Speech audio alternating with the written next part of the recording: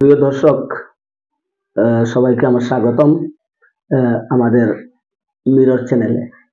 দীর্ঘদিন থেকে আমরা জানতাম আইনজীবী কবির ভাই অর্থাৎ লক্ষ্মীবাজার জেলা পরিষদ প্রার্থী নিলুফার ইয়াসমিনের প্রতিনিধি বদরুল হক সাহেবের ঘুর সমর্থক ও স্টার ক্যাম্পেইনার হিসাবে পরিচিত আইনজীবী কবির আহমদ চৌধুরী। ওনাকে জানতাম উনি কংগ্রেসের সমর্থক এবং কংগ্রেস প্রার্থীর প্রচারক।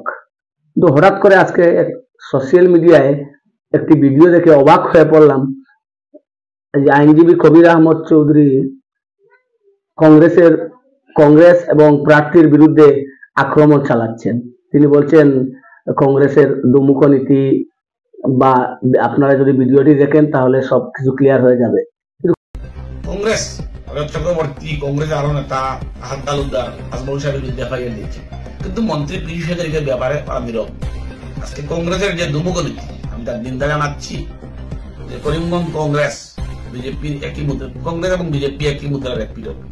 আমি ধিক্কার জানাই আজকে কংগ্রেস চক্রবর্তী কংগ্রেস আরো নেতা আহাদ তালুকদার আজমল সাহেবের বিরুদ্ধে এফআইআর দিয়েছে, কিন্তু মন্ত্রী পীযূষ হাজারিকার ব্যাপারে নীরব। আজকে কংগ্রেসের যে দুমুখ নীতি, আমি তার নিন্দা জানাচ্ছি যে করিমগঞ্জ কংগ্রেস বিজেপির একই মুদ্রা, কংগ্রেস এবং বিজেপি একই মুদ্রার এক পিঠক। কেন হঠাৎ করে আইনজীবী কবির আহমদ চৌধুরী 180 ডিগ্রি মুখ ঘুরিয়ে অন্যদিকে পরিবর্তন করলেন? এটাই হচ্ছে আজকে উত্তর করিমগঞ্জে সবচেয়ে চর্চার বিষয়। কারণ ইতিপূর্বে আমরা জানি আইনজীবী কবির আহমদ চৌধুরী উনি বিভিন্ন সময় বিজেপিও করেছেন। ওনার সোশ্যাল মিডিয়ায় বিভিন্ন ছবি রয়েছে যে উনি বিজেপির বিভিন্ন সভায় যান, বিজেপিদের সাথে ওনার দহরম মহরম রয়েছে। ইতিপূর্বে আমরা দেখেছি উনি ইউডিএফ করেছেন, ইতিপূর্বে আমরা দেখেছি আগে কংগ্রেসও করেছিলেন। উনি সবসময় নিজে বলেন তিনি কংগ্রেসই দীর্ঘ 30 বছর 35 বছরের কথা বলেন তিনি কংগ্রেস করে আসছেন, কিন্তু আদৌ জেলা কংগ্রেসে তার কতটুকু বৃত্তি রয়েছে সেটা কেউ জানে না। তিনি নিজেই স্বঘোষিত এক কংগ্রেস নেতা এবং বিভিন্ন সময় তার প্রয়োজনে নিজের স্বার্থ সিদ্ধির জন্য তিনি কংগ্রেস করেন, নিজের স্বার্থ সিদ্ধির জন্য কখনো বিজেপি করেন, কখনো ইউডিএফ করেন, কখনো রাইজের দল করেন, বিভিন্ন সময় বিভিন্ন কাজ করেন। তিনি সবসময় একটা বিতর্কে থাকতে চেষ্টা করেন।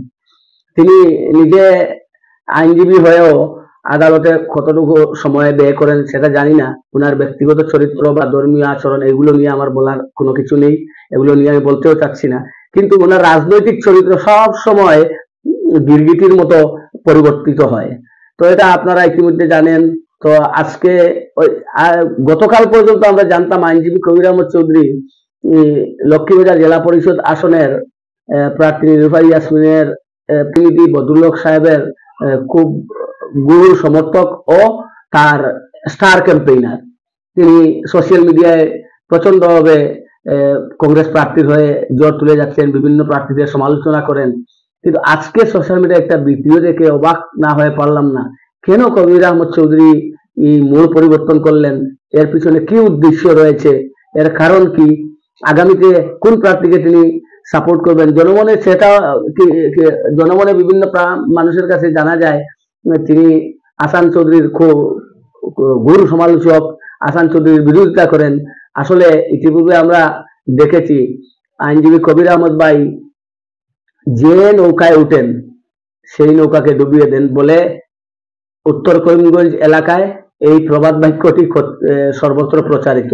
আমরা দেখেছি তিনি আমাদের শাহাবুল ইসলাম চৌধুরী পারুল ভাইয়ের সমর্থক ছিলেন, পারুল ভাই হয়ে বিভিন্ন জায়গায় প্রচার করেছেন। সেখানে তিনি ভোটের পরে আমরা দেখলাম পারুল ভাই হেরেছেন, এবং সেটা শুধুমাত্র আইনজীবী কবির আহমেদ চৌধুরীর কারণেই হয়তো।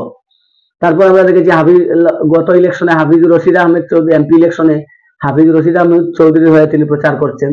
তো ভোটের পরে দেখলাম হাফিজুর রশিদ আহমেদ চৌধুরীও হেরে গেলেন, পরাজয় বরণ করলেন। আর এবারে তিনি জেলা পরিষদ নির্বাচনে তিনি রয়েছেন নিলুফার ইয়াসমিন প্রতিনিধি বদরুল হকের হয়ে তিনি প্রচার করছেন। তো জনগণের অভিমত তিনি এই প্রার্থীকেও, জেলা পরিষদের কংগ্রেস প্রার্থীকেও তিনি ডুবাবেন।